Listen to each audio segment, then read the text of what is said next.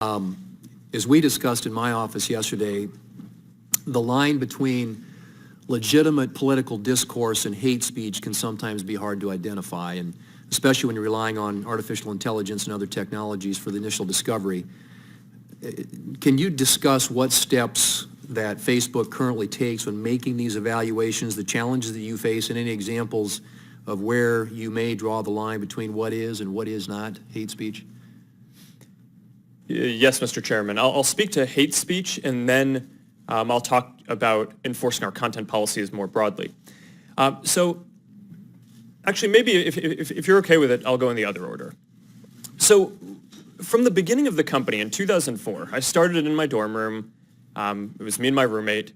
We didn't have AI technology that could look at the content that people were sharing. So we basically had to enforce our content policies reactively. People could share what they wanted, and then if someone in the community found it to be offensive or against our policies, they'd flag it for us and we'd look at it reactively. Now, increasingly, we are developing AI tools that can identify certain classes of bad activity proactively and flag it for our team at Facebook. By the end of this year, by the way, we're going to have more than 20,000 people working on security and content review, working across all these things. So when content gets flagged to us, we have those people look at it, and if it violates our policies, then we take it down. Some problems lend themselves more easily to AI solutions than others. So hate speech is one of the hardest, because determining if something is hate speech is very linguistically nuanced, right? You need to understand what is a slur and whether something is hateful, not just in English, but the majority of people on Facebook use it in languages that are different across the world. Contrast that, for example, with an area like finding terrorist propaganda, which we've actually been very successful at deploying AI tools on already. Today, as we sit here, 99% of the ISIS and Al-Qaeda content that we take down on Facebook, our AI systems flag before any human sees it. So that's a success in terms of rolling out AI tools that can proactively police and enforce safety across the community. Hate speech, I am optimistic that over a 5 to 10 year period, we will have AI tools that can get into some of the nuances, the linguistic nuances of different types of content to be more accurate in flagging things for our systems. But today, we're just not there on that. So a lot of this is still reactive. People flag it to us. We have people look at it. We have policies to try to make it as not subjective as possible. But until we get it more automated, there's a higher error rate than I'm happy with. Previously, or early in the past, we've been told that platforms like Facebook, Twitter, Instagram, and the like are neutral platforms, and the people who own and run those for profit, and I'm not criticizing doing something for profit in this country, but they bore no responsibility for the content. You agree now that Facebook and other social media platforms are not neutral platforms, but bear some responsibility for the content? I agree that we're responsible for the content. And I think that there's one of the big societal questions that I think we're going to need to answer is the current framework that we have is based on this reactive model that assumed that there weren't AI tools that could proactively tell whether something was terrorist content or something bad. So it naturally relied on requiring people to flag for a company and then the company needing to take reasonable action. In the future, we're going to have tools that are going to be able to identify more types of bad content.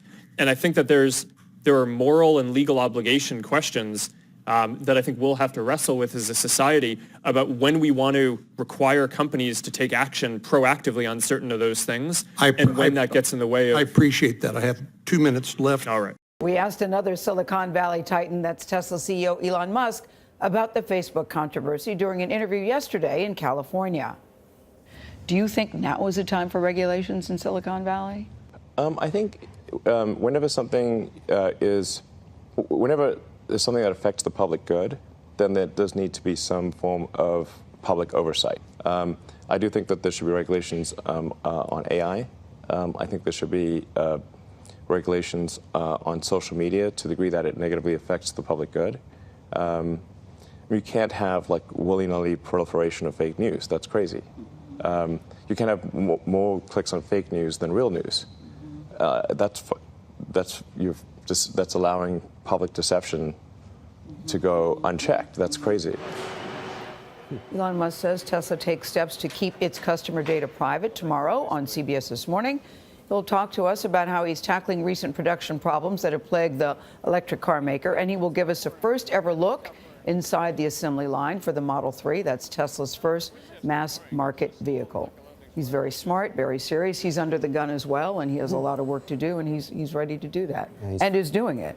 He's ready for regulations, but it sounds more like what they used to say about taxes. Don't tax me, tax the other guy behind the tree.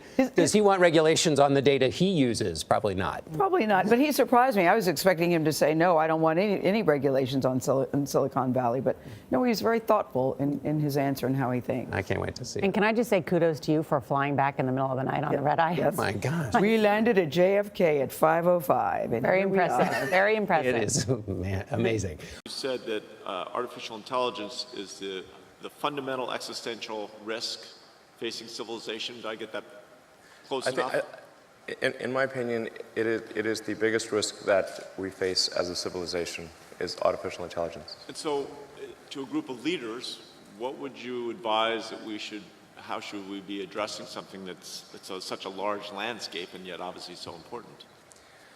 I think that one of the roles of government is to ensure the public good, and to that dangers to the public are addressed. So that hence the regulatory thing. I think the first order of business would be to try to learn as much as possible, to understand the nature of the issues, to look closely at the progress that is being made and the remarkable achievements of artificial intelligence.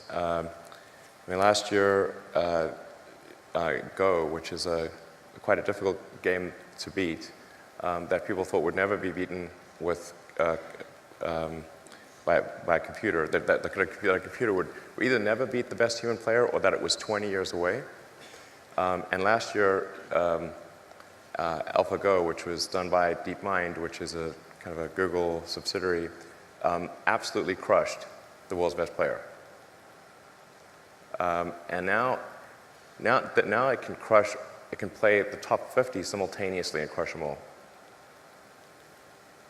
So, just like that pace of progress is remarkable, and you can see more and more coming out. I think the robotics, you can see robots that can learn to walk from nothing,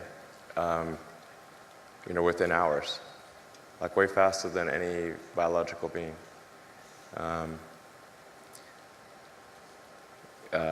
But the thing that's most dangerous is, and it's the hardest to kind of wrap, kind of get your arms around because it's not a physical thing, is kind of a deep intelligence in the network.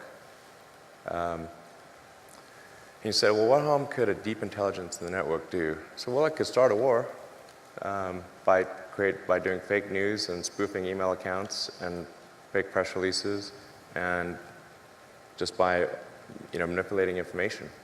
The pen is mightier than the sword. As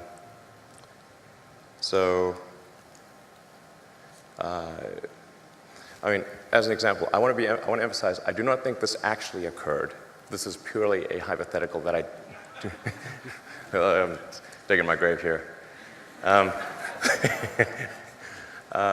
But there was that second Malaysian airliner that was shot down on the Ukrainian-Russian border, and that really amplified tensions between Russia and the EU in a massive way. Well, let's say if you had an AI that was where the AI's goal was to maximize the value of a portfolio of stocks. One of the ways to maximize value would be to go long on defense, short on consumer, start a war. And then how could it do that? Well, hack into the Malaysian Airlines aircraft routing server, route it over a war zone, then send an anonymous tip that an enemy aircraft is flying overhead right now.